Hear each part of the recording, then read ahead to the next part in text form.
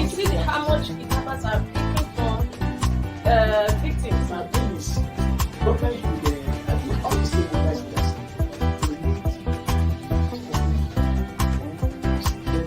get that, and I think we get that.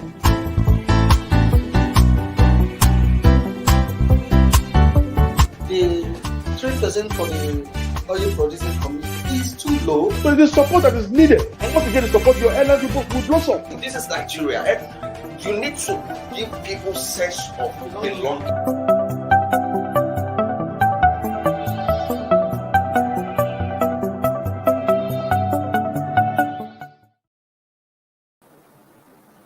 Good morning. It's Thursday edition of Inside Nigeria here at Leadership Podcast Studio, where you have the last word. My name is Bode Badibo, and of course, as usual, I'm not alone. I'm with my regular co-anchor, Winifred. Winifred, good morning. Good morning, viewers out there. It's a pleasure to be with you today. Yeah. Edition of Inside Nigeria. Yeah, it's a bright morning, and of course, we have our analyst for today, Majid Dahiru. Majid Dahiru is an Abuja-based public affairs analyst and syndicated columnist. Good morning, Majid. Thank you very much for having me today. It has been a long time. Thank It's you been very a much. while. Yes. Welcome to Inside Nigeria. Thank you very much once more. All right, viewers, as usual, we'll be starting with Nigeria's most influential newspaper, The Leadership. On the front page of Leadership this morning, the justice delayed concerns over 8,000 pending appeals at Supreme Court. Justice delayed concerns over 8,000 pending appeals at Supreme Court. 2010 to 2021 cases yet to get hearing dates. Fresh non-time bound appeals to be had in 2028. Majid, this is a very serious matter. Yes. Cases filed between 2010 and now are yet to even get hearing dates. While the ones that are no time bound, we have to wait for the next 8 years to be determined. And like the headline, aptly captured it. Justice delayed. The rider, yes. The kicker. Justice denied. Exactly. Something urgently has to be done about our judicial system. People have suggested a decentralization of the Supreme Court, or maybe to devolve more judicial powers to the state, so that each state has its own Supreme Court and actually have final power of determination for certain kind of cases that are local in nature.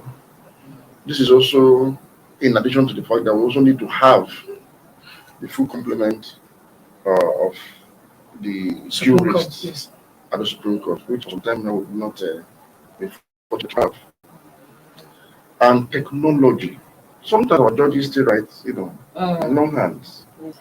I mean, when you attend a court procedure in Nigeria, it can be slow, serious, and very boring because the judge has to write every single word, and I don't think that is quite sustainable in this time. So technology has to be introduced as well. But most importantly, I think we need to carry out a thorough reform that will allow states have their own Supreme Courts, and not all cases will be brought to the Supreme Court of the Federation for determination. Some things can be dealt with at the state level, chieftaincy matter, for example, land, customary land struggle matter, things like that can be resolved at the state level. It doesn't have to come to 36 states. Problems from 36 states don't have to be brought to one single Supreme Court with less than 21 justices for adjudication. So I think we need to actually look at that option of allowing states to have Supreme Courts. This is a matter of constitution amendment, because like we always say, we copy our democracy model from America, but most of the features in America are not absent here. They are not present here. And I think I'm buying into that idea of having Supreme Court at the state level, which will help a lot to dispense justice very quickly. Yeah, I think so. It will help a lot because as it is now, the Supreme Court, don't you think that they are also slowing down cases, hearing of cases? Well, yes, only in some cases. Maybe, for example, cases that are time bound. We're having this conversation before the show started. Political cases that have, fixed time for termination. Yes, they will always sidestep those that do not have any that are not time bound, to dispense with these ones to avoid constitutional crisis. But in all, it's important to decentralize the function of the Supreme Court. I think that would be the most lasting solution. Nigeria is a country of 36 states. So you cannot bring land matter from Okitipupa and bring it to Abuja. We can take it to Akure and get adjudication. And each local government in Nigeria should have a strong judicial presence so that every matter emanating from that jurisdiction should be tackled at the local level. The magistrate courts will be strengthened so that things do not have to come to the High Court sometimes. It can be resolved at the level of the magistrate, including corruption matters. But my worry is this, don't you think that the situation whereby we have a Supreme Court decentralized, will justice be fair? Like, yeah, you see, that will have to go along with the structuring of the federation, really, to strengthen the autonomy of states, to devolve more power to the states. So, the truth is, if we cannot dispense justice at the state level, we also cannot dispense justice at the central level, because it is the same Nigerians that are at the state and at the federal yes, level. you know, but in Supreme Court, you see justices from at least various states. Yes, but justice does not have to do with ethnic background. No, I think I know just a what you say. level. And when it involves interstate matter, you can take it to the Supreme Court. But when there's a matter within the states, the Supreme Court of that state will have to handle it satisfactorily. Because the Supreme Court itself in that state will have a representation of the diversity of that state. But when it involves a state versus another state, or a state versus the federation, it cannot go to the Supreme Court.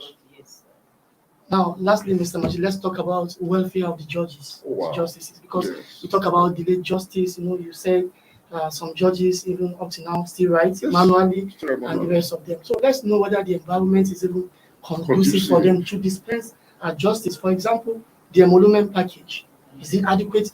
Their security, is it guaranteed for them to deliver justice without fear or favor against the backdrop of the recent invasion of the home of Justice Mary Odi?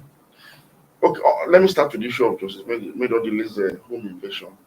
Everything must be done to protect the sanctity of both judiciary and the officers, how do you call them, the ministers in the Temple of Justice, yes. Because that incident was one that was very unfortunate. I mean, it's so disgraceful and shameful that nobody has accepted responsibility. And also, nobody has been actually arrested for wrongly carrying out an order not given.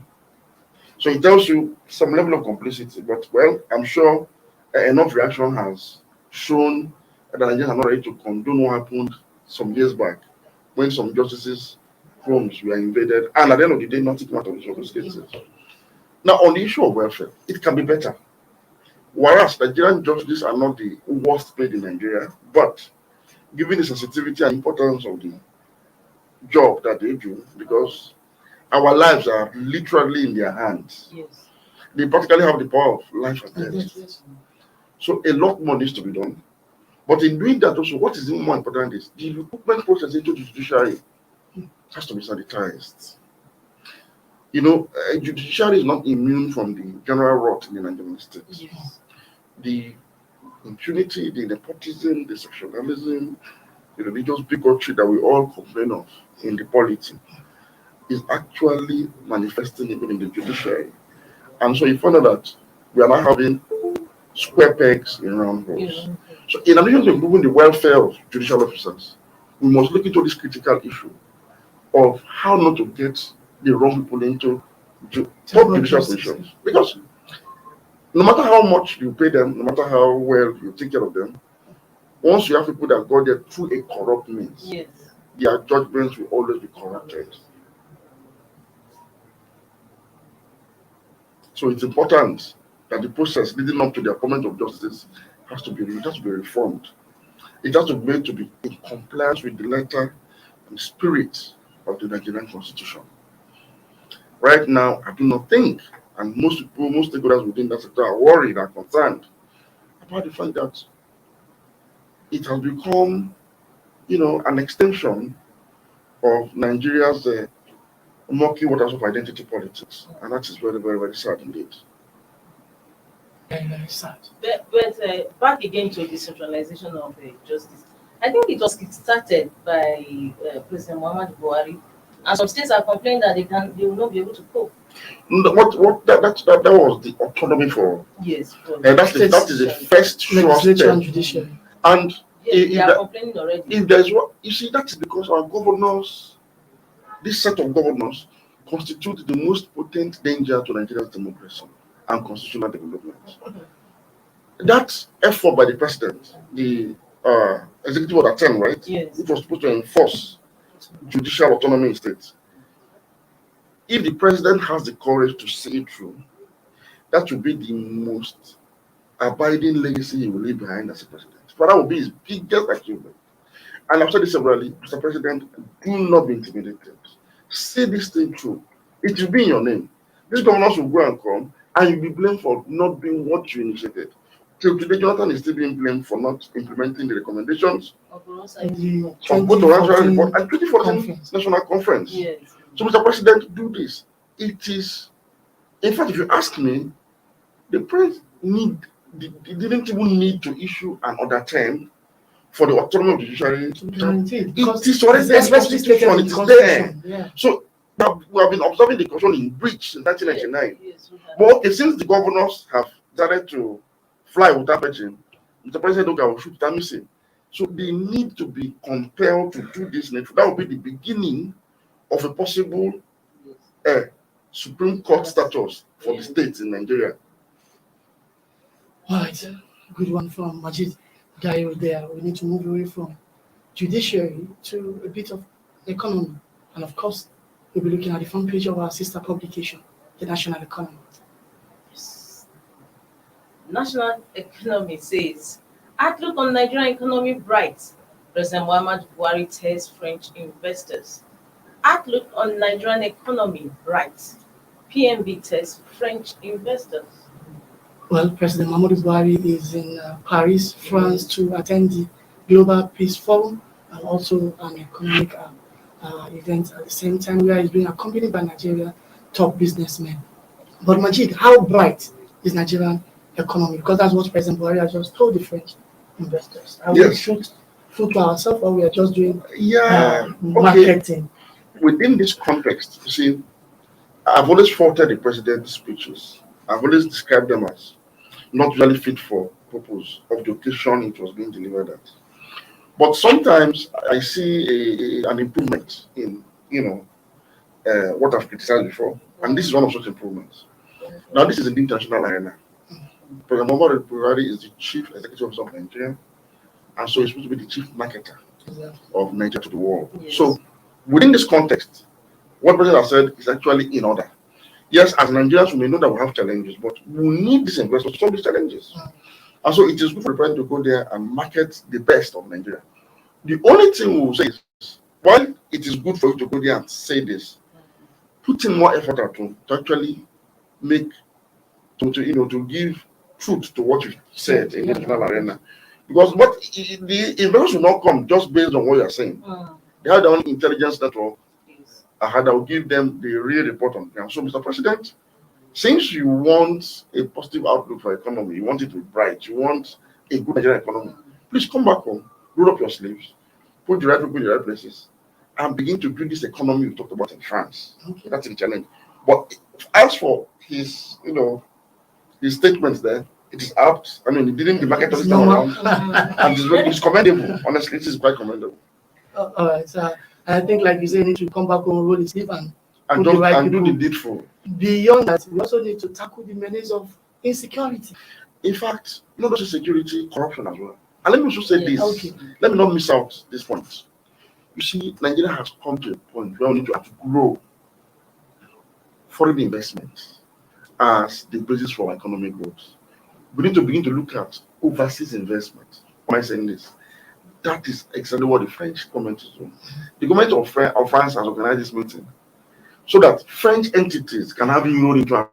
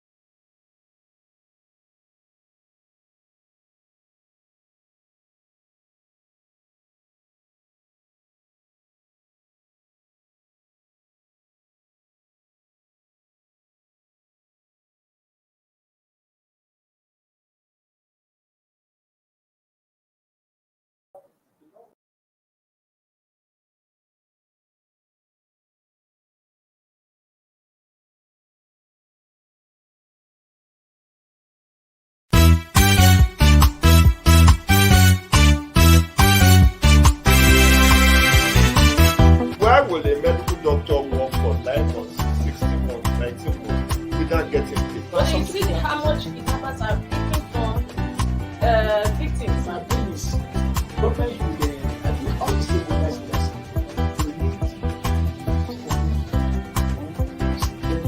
get that, and I think we get that.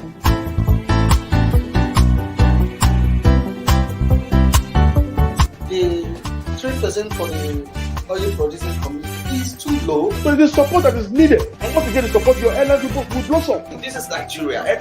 You need to give people sense of belonging.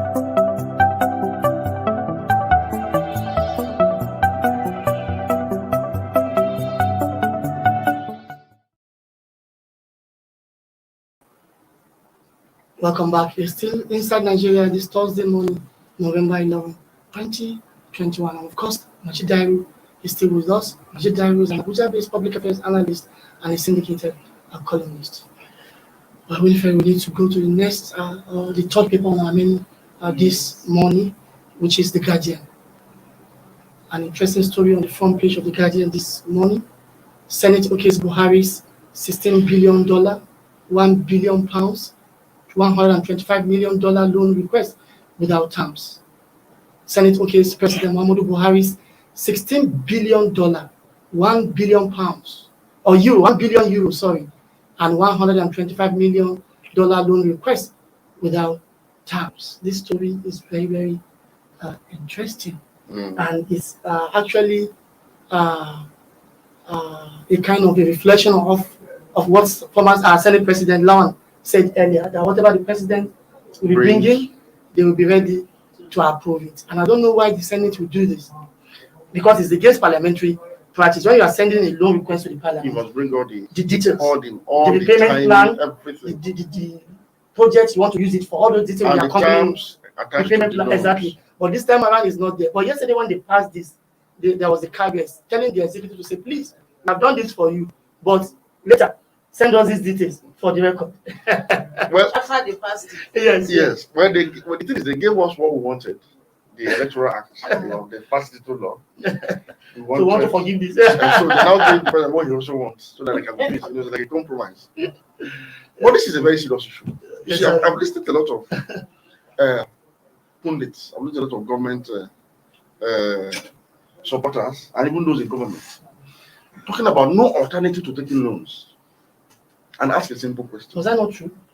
It's not true. Okay. And they tell you that America is owing, China is owing. They make all sorts of comparisons, and now make you believe that truly we can't do without taking loans. And so you begin to fall the 8th Assembly now that similarly rejected these humongous loans and say, there are the problems with the government. Now, first and foremost, there are alternatives to taking loan. Between 1999 and 2007.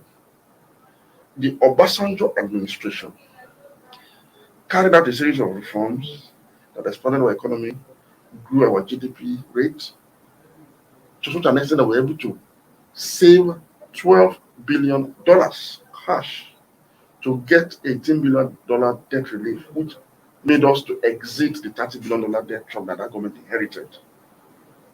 That same government left behind over $9 billion in excess good accounts, that is savings.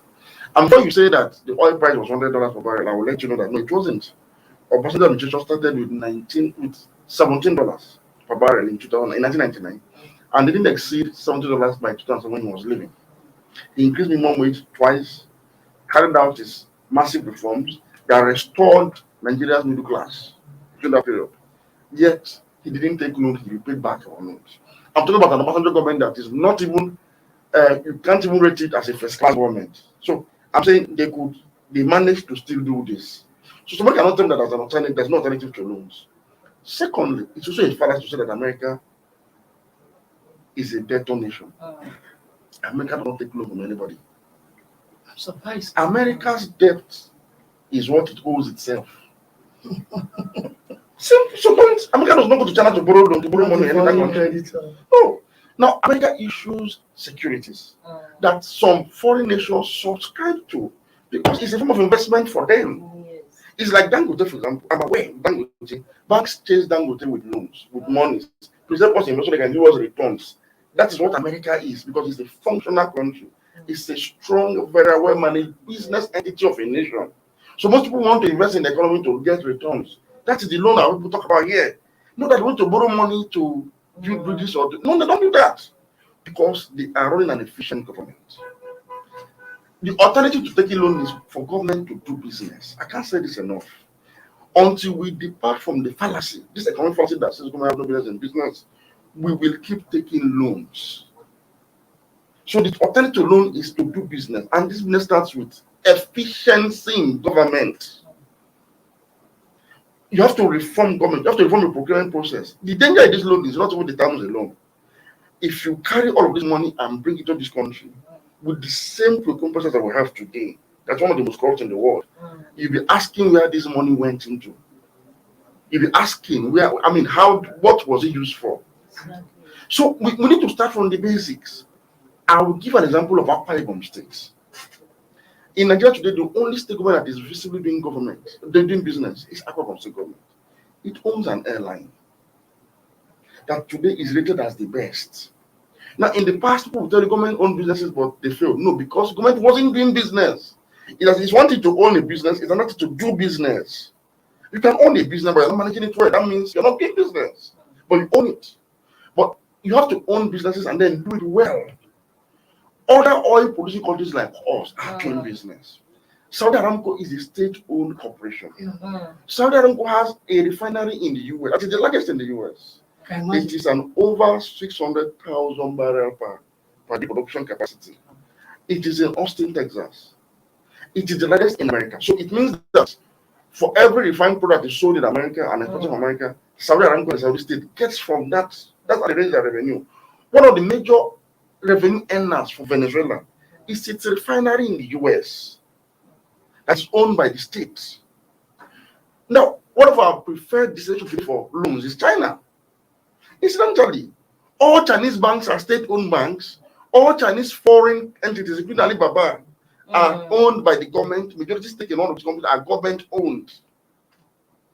So why are we trying to travel the road to Beijing on the road that leads to Washington? Not possible. It's not possible. Until we resign this fallacy, this nonsense. Everyone does not do business. We will remember American government does business. That is why Donald Trump will slam tariff where necessary. And all of their campaign promises about the economy and only the economy. That is a business-minded government. The US established internet platform is a government-owned establishment. The internet platform itself. Government also invested in NASA space exploration through NASA. Yes. Do you know that the Silicon Valley today that has produced startups and tech giants like Facebook, Google, Microsoft, and all of that was a collaborative effort between NASA, the Stanford University in California, and relying on the internet platform that spurred this growth in ICT. Without that internet platform, you can't have Facebook. No individual could have been able to develop internet. So that was America's way of doing business. America today is one of the world's largest arms dealers. You can't buy arms from America without going to the government. That is business. America can deploy its entire military might to obliterate the country for the purpose of having Mobil, Chevron, and other Texaco and other oil companies to have. We have to explore and make money. Let me tell you something, sir. Do you know that the pension fund of the UK, unlike your own Nigerian pension fund, that the government is borrowing to not do road again, is invested in Shell, BP, and other oil producing companies. So that all of these operations over the world that are generating billions for these companies, these pension funds are healthy and alive and are breathing. Every government does business. Kuwait has a sovereign investment fund of nearly $500 billion. Sovereign wealth investment fund. Now, it invests this money in different tech companies. The point we had over 400 filling stations in UK and Europe, state-owned.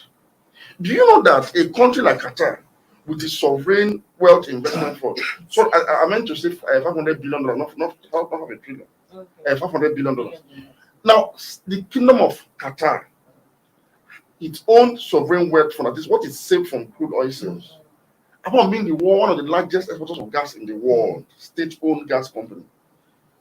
The Qatari investment fund has investments in companies like Louis Vuitton, Disney, Moet and Chandon.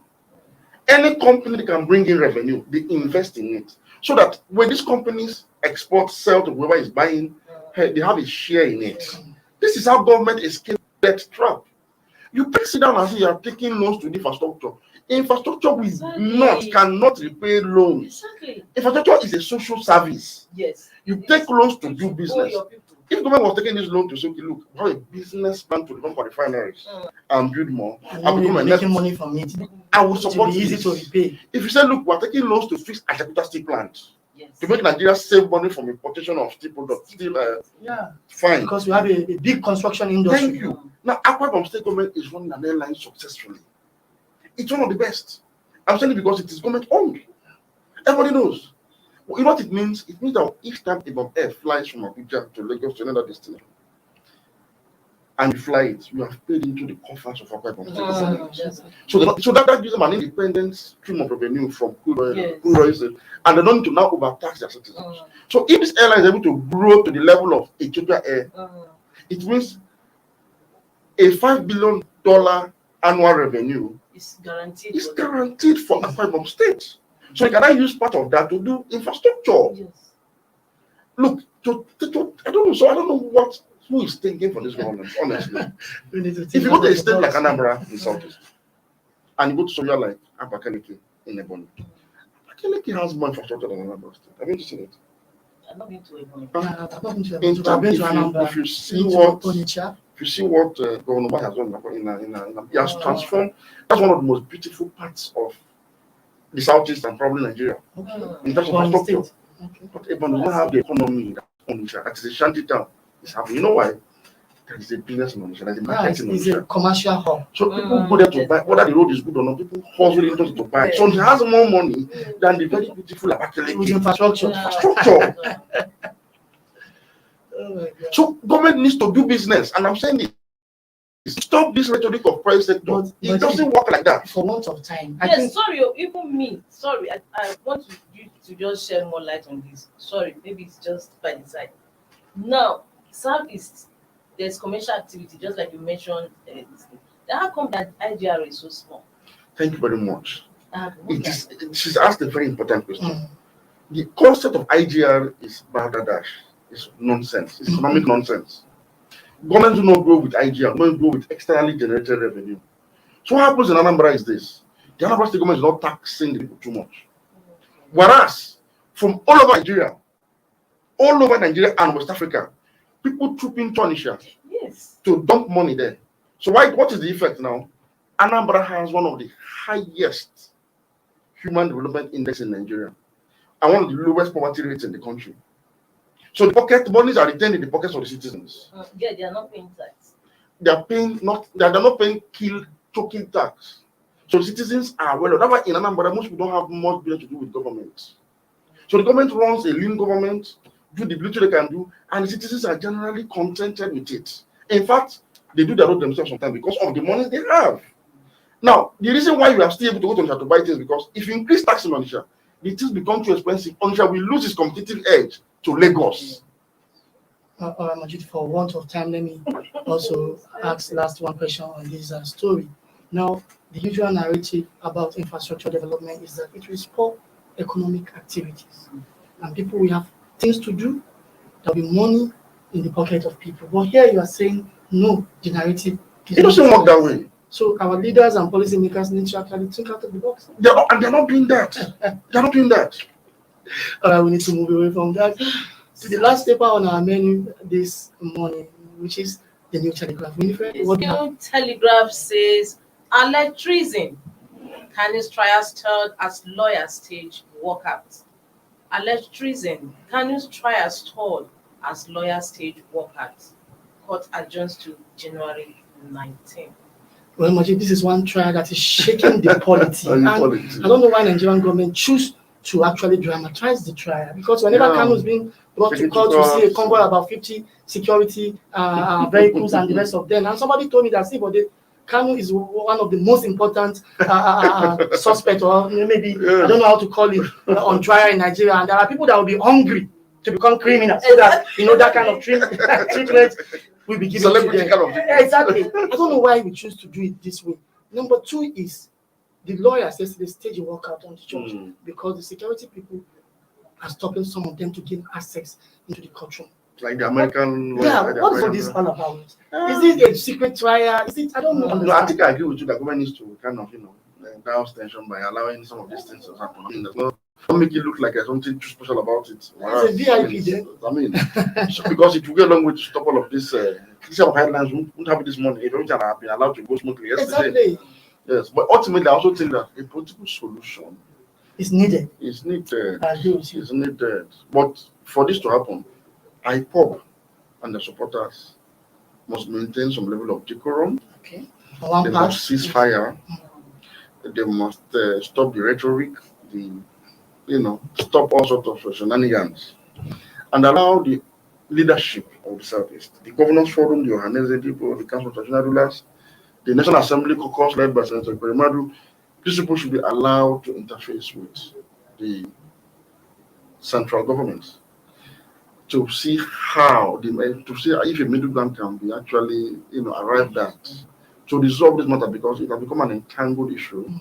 Ethnicity, logical conclusion might be difficult. But again, almost all crises must end necessarily on the negotiation table. Now, this can be done, away from the public. We don't need to know. Nobody needs to know the details of what may have happened. But the only thing is, I think Nnamdi Kanu himself may have made, some of this solution making a bit difficult.